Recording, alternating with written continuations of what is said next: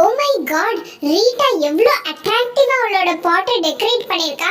இப்போ நம்ம டிசைன் பண்றது அதை விட ரொம்ப அட்ராக்டிவா இருக்கணும். அதுக்கு நான் என்ன பண்ண போறேன்னா, இந்த மாதிரி கிளிட்டர்ஸ் வச்சு தான் நான் என்னோட பாட்டை டெக்கரேட் பண்ண போறேன். அதுக்கு ஃபர்ஸ்ட் வந்து ஒவ்வொரு லேயரா இந்த மாதிரி கம் அப்ளை பண்ணிக்கணும்.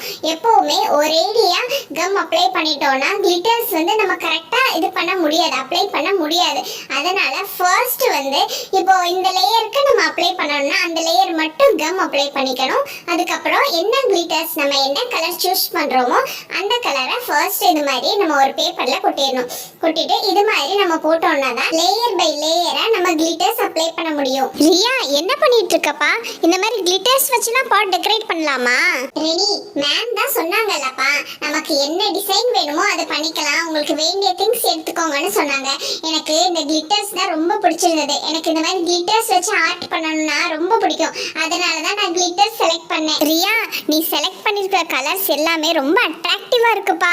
ஆமா ரெனி, அந்த ஸ்டோர் ரூம்ல பாத்தீங்கன்னா நிறைய கலர்ஸ் இருந்தது. எனக்கு இந்த 5 கலர்ஸ் தான் ரொம்ப பிடிக்கும். அதனால நான் தான் இந்த கலர்ஸ் எல்லாமே செலக்ட் பண்ணேன். இந்த மாதிரி இந்த பர்பிள் கலர், கிரீன் கலர் எல்லாமே ரொம்ப அட்ராக்டிவா இருக்கும்பா.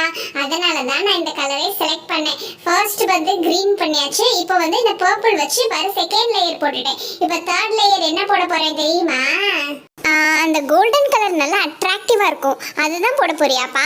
இல்ல ரெனி, நான் கோல்டன் கலரை விட இந்த ப்ளூ கலர் தான் நல்லா இருக்கும். அதனால தேர்ட் லேயர் வந்து இந்த ப்ளூ கலர் தான் செலக்ட் பண்ணிருக்கேன். இப்ப பாத்தியா, இந்த ப்ளூ கலர் வந்து இந்த வயலட் பக்கத்துல இருந்தா நல்லா இருக்கும். அதனால தான் நான் இந்த ப்ளூ கலர் செலக்ட் பண்ணிருக்கேன். ஏய் ஆமாப்பா, அந்த கோல்டன் கலர் விட இந்த ப்ளூ கலர் சூப்பரா இருக்கு. நெக்ஸ்ட் என்ன சில்வர் கலர் தானே போட போறேன்? ஆமா ரெனி, கரெக்டா சொல்லிட்டேன். நான் நெக்ஸ்ட் சில்வர் கலர் தான் அப்ளை பண்ண போறேன். ஏன்னா இந்த ப்ளூ கலர் பக்கத்துல இந்த சில்வர் கலர் இருந்தா தான் சூப்பரா இருக்கும்.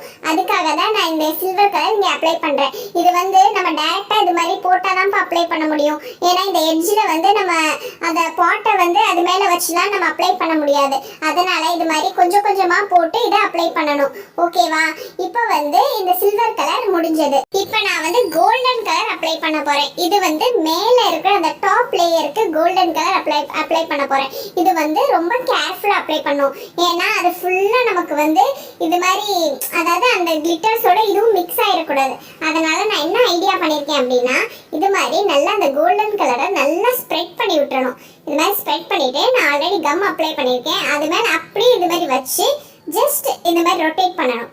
இது மாதிரி ரொட்டேட் பண்ணோம்னா ஃபுல் அண்ட் ஃபுல் எல்லா சைடும் கரெக்டாக அப்ளை ஆயிரும் கோல்டன் கலர். இங்கே பாருங்க, இந்த ஒயிட் கலர்லாம் இருக்குல்ல, அதுக்கும் சேர்த்து நல்லா இது மாதிரி நம்ம பண்ணோம்னா அது ஃபுல்லாக அது அப்ளை ஆயிரும்ப்பா.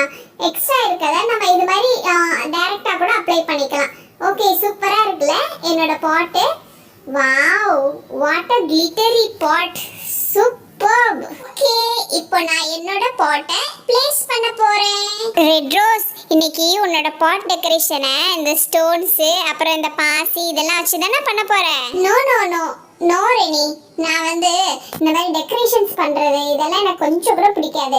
எனக்கு நல்லா ட்ராயிங் பண்ண வரும். அதனால் இந்த பாட்டில் அழகாக ஒரு ட்ராயிங் பண்ண போகிறேன். ஒரு நல்ல ஒரு நேச்சுரல் ட்ராயிங் இந்த பாட்டில் பண்ண போகிறேன். அதுதான் சூப்பராக இருக்கும். மேம் என்ன சொன்னாங்க?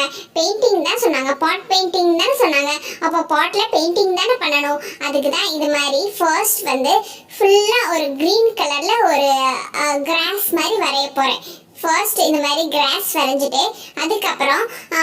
அதுக்கப்புறம் அப்போதைக்கு எனக்கு என்ன தோணுதோ அதுதான் வரைவேன். நான் பிளான்லாம் பண்ணல, இதுக்காக எந்த பிளானிங்கும் பண்ணல.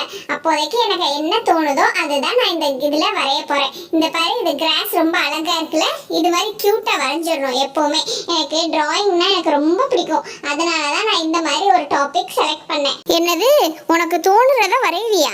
சரி, இப்போ என்ன வரைய போற? ரெனி, நேச்சர் டிராயிங் பண்ணணும்னா ஃபர்ஸ்ட் ஆஃப் ஆல் சன் வரையணும்ப்பா.